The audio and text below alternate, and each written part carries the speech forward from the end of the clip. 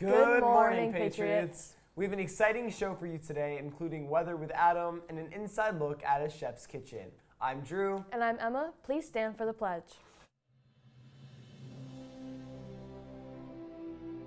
I pledge allegiance to the flag of the United States of America and to the republic for which it stands, one nation, under God, indivisible, with liberty and justice for all. The Florida Panthers rode the hot goaltending of Sergei Brovsky, whose 23 saves powered the Cats to a 3-0 win over the New York Rangers in Game 1 of the Eastern Conference Finals. Matthew Tkachuk scored and added an assist as Florida moved closer to the second straight Stanley Cup final. Game 2 is tomorrow night in MSG. You've probably heard of blood moons, pink moons, a wolf moon, or even Warren moon. But did you know that we are in a flower moon? May is the month for the flower moon, so named because of the abundance of flowers and plants that grow during the month. You probably already knew this without Googling it, but June is, of course, a strawberry month. Strawberry moon, I might add. We have a full flower moon last night. I wonder if that changes any weather patterns. Let's see what the forecast has in store for us. Welcome Adam to Patriots TV.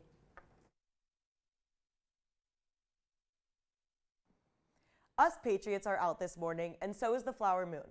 I'm Adam with your weather report. Today, you can expect very similar weather to what we saw yesterday.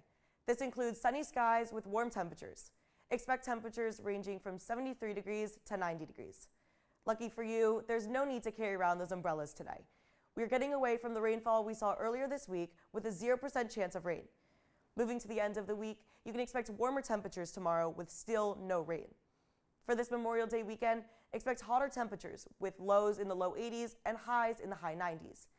Throughout the weekend, expect intermittent showers, especially in the evening.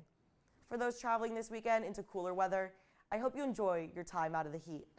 Moving out of Florida into the mid-United States, intense storms rocked many communities. On Tuesday afternoon in Iowa, a community was hit with a severe tornado, causing multiple fatalities and many injuries. First responders are still searching for survivors. The storm has continued to move across the U.S., with dangerous storms reported in cities ranging from Texas to Vermont. Across the mid-United States, 50,000 are without power and 23 tornadoes have been reported. That's all I have for now, Patriots. Have a great day.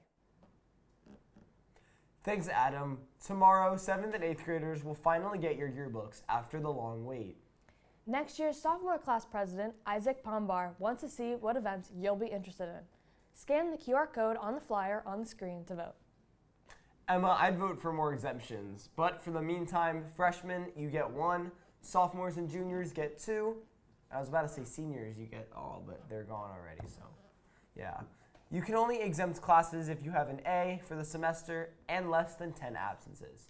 Periods 1 through 3 are taking their finals on Tuesday, June 4th. 4 through 6 are testing on June 5th, and 7th periods will test on June 6th. How many are you exempting, Drew? I'm exempting 2 because I have 3 and then I'm exempting 2, so I'm taking one of them. But I'm exempting the test, so I only have a project to do. Okay, nerd. Thank you, Mr. Moore, for a project. Thank you. Reminder, tomorrow is the last day to donate to FloCon's supply drive for the Sawgrass Nature Center. You can drop off your donations at the 2,000 and 9,000 checkpoints. For lunch day, we will have chicken tenders with waffle fries or a cold turkey wrap. Emma, maybe we can get Chef Winston to cook for the school one day. I had a chance to meet a man who went through several career changes before landing on the career that he was meant to do. Wow. Food is known for being comforting and bringing people together. But for some, it also brings them back. Meet Chef Winston Barnes, a personal chef born in Jamaica, who from a young age found his love for food. Well, it all started with my grandparents in Jamaica. They had a small shop in Kingston, and my grandmother would take us to the markets as kids. And with my grandmother, we would go from vendor to vendor, selecting oranges, apples, bananas, yams, getting the finest cuts of meats and stuff like that. And I just fell in love with the whole thing. And this love stuck with him. And when he moved to the United States, his love for food grew in unimaginable ways. I joined the Marines, and then the Marine Corps gave me a whole new baptism of flavor. My first encounter was South Korea, and in the markets of Busan and Daegu, There's so many places I went every weekend when we had Liberty. And so you find what you love and you dive in. And I ate everything.